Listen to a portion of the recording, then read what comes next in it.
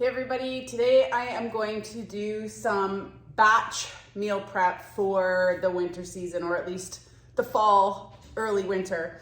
And this is a recipe that my family has been making since, well, not before the internet, but since recipes were written down in books. And this is a really old address book since I've had before we were married. So this is an old recipe. I'm sure I can find something online, but it's super easy, so I'm just going to tell it to you. I am going to be making stuffed shells. So for this recipe, you need 2 boxes of jumbo shells. I don't really care what brand. These ones were on sale a while ago, so I stocked up. I always do. You're going to need some mozzarella cheese. You're going to need some cheddar cheese. And in this case, I use the old sharp cheddar just for added flavor. You're going to need 2 tubs of ricotta, some parmesan cheese, a couple of eggs, and some parsley. I had to buy parsley. I don't grow parsley. It's not one of my favorite herbs, but it uses this. You are also going to need some spaghetti sauce. So you can buy store-bought if you want. I'm using my homemade, but it doesn't quite matter. And then a couple of cloves of garlic if you have them. But really, that's everything you need for this recipe. So it's super cheesy. It's one of those, what do you call that, comfort food recipes. It's one of those ones that I keep down in the freezer. And if it's a night where I know we're both working late, we don't have time to cook, I'll take it out in the morning, pop it in the oven when we get home from work, and we can go about doing other things until it's ready. So super simple, very tasty. I'm gonna take you along how we make it. So to start, I have a pot of water on the stove boiling to par cook the noodles. So I'm gonna put these over there, and then I'm just going to get to chopping the parsley and grating. The hardest thing, honestly, in this recipe is stuffing the shells. That's what takes the longest. I'm gonna try something new today because I've seen other people on YouTube do it, and I'm just super, I'm interested to see if it works.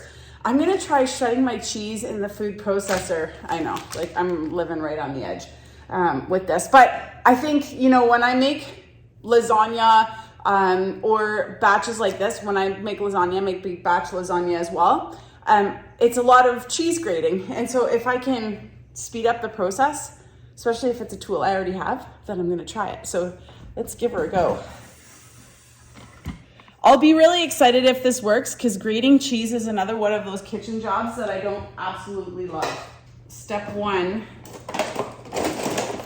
is to cut the cheese into manageable pieces. It'll fit. This just seems very soft.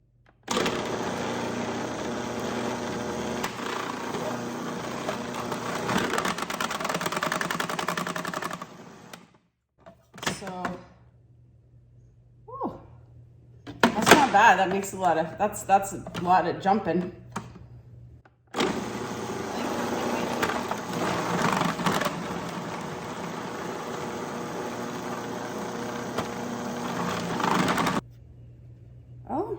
I think it's working. It's kind of jamming up in here, but it's very soft. I would imagine the cheddar is going to be better. Let's do the cheddar.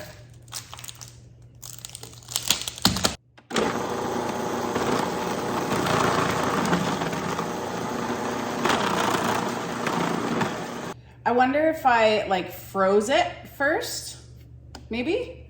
That would be, or got the cheese, yeah, froze it. That would work.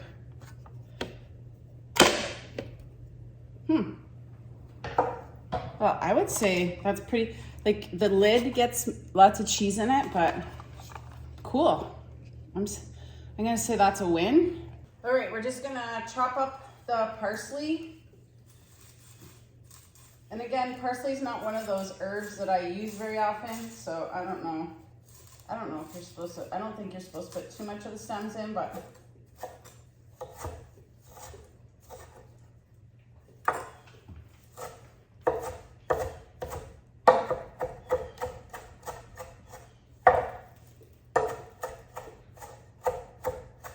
I'm gonna have to do this in batches because I only have my one larger pot, so I'm gonna put those noodles into boil. A single recipe takes 2 tubs of ricotta, I'm using 4 because I'm doubling the recipe.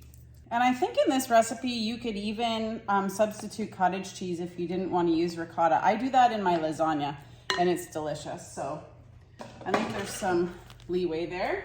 1 3/4 cup of parmesan. I'm adding this whole thing. That's probably like at least 2 cups. Already, I think we're gonna have a problem with volume. 4 eggs.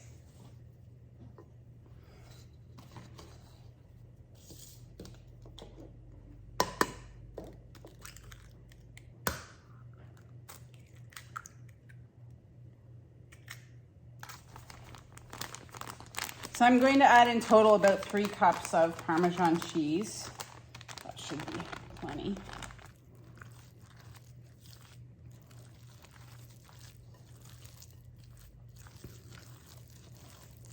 Okay, then we're gonna add, so I'm gonna say about 2 cups of chopped parsley. Or to taste. So if you really like parsley, go for it. It's the only herb other than the sauce, like what is in the sauce, that's used in this dish. So if you wanna spice it up a little bit, you could also add like a fresh oregano if you like that flavor. Really any herb you want. Okay, and then you're going to add your shredded cheese. So I have added, this is probably, I don't know, 6 cups. So 3 cups of mozzarella and 3 cups of cheddar. Oh man, always do this to myself.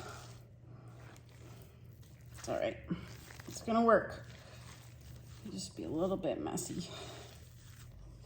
You can't go wrong. Like with this much cheese, you cannot go wrong.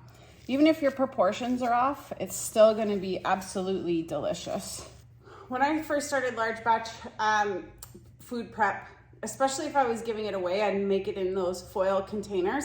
But just recently, I've been visiting the Salvation Army and Goodwill to pick up some reusable, well, glass containers. And my mom generously went through her kind of stores, and if she had any leftovers, she gave them to me, which is super helpful. So today I'm going to be filling this casserole dish with a lid, which is super nice, and a couple of smaller ones for Brian and I for over the winter months. So essentially when you make these shells, they cook in a bed of pasta sauce. And so what I'm gonna do first is use my homemade pasta sauce and coat, basically empty the jar and coat the bottom of the pan in pasta sauce. They end up looking like little boats. I like to make sure there's enough sauce, so it doesn't look like quite enough. So I'm gonna use another half a jar.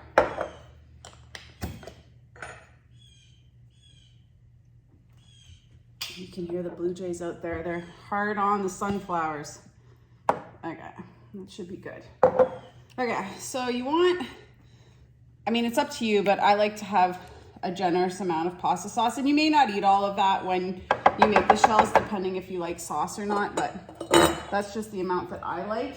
The next thing I'm gonna do is clean some garlic cloves. And all I'm gonna do is just like chop these into the sauce. And this just adds flavor. It makes it smell, oops, shoot, delicious while cooking.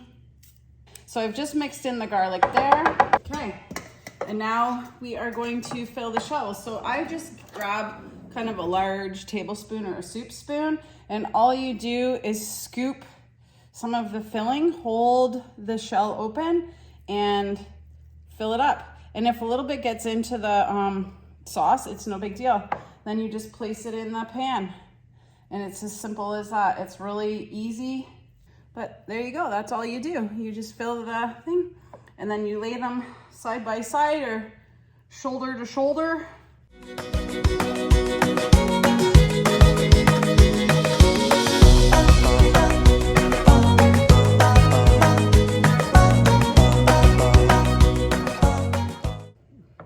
Okay, so that is the pan filled. All I'm going to do now, because this is going to get frozen, I'm going to actually cover it with a piece of tin foil, and then I'm going to put that lid on, and it can go in the freezer for up to a couple of months for sure. I mean, I keep mine in the freezer for 3 to 4, almost maybe 5 months before I eat it.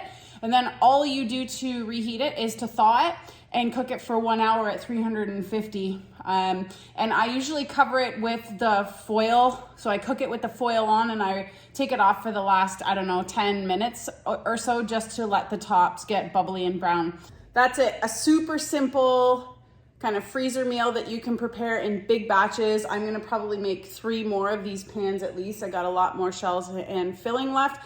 Keep that down in the freezer, and you can make them in any size or type of container you want. And so to make it go a little bit farther, I'm going to make mine in smaller, the 9x9 glass pans, the rest of them, and then that'll make a bunch of freezer meals for Brian and I. Anyways, I hope that inspired you to put together some quick meal prep for the winter time. Have a great day. Thanks for watching, and we'll see you next time.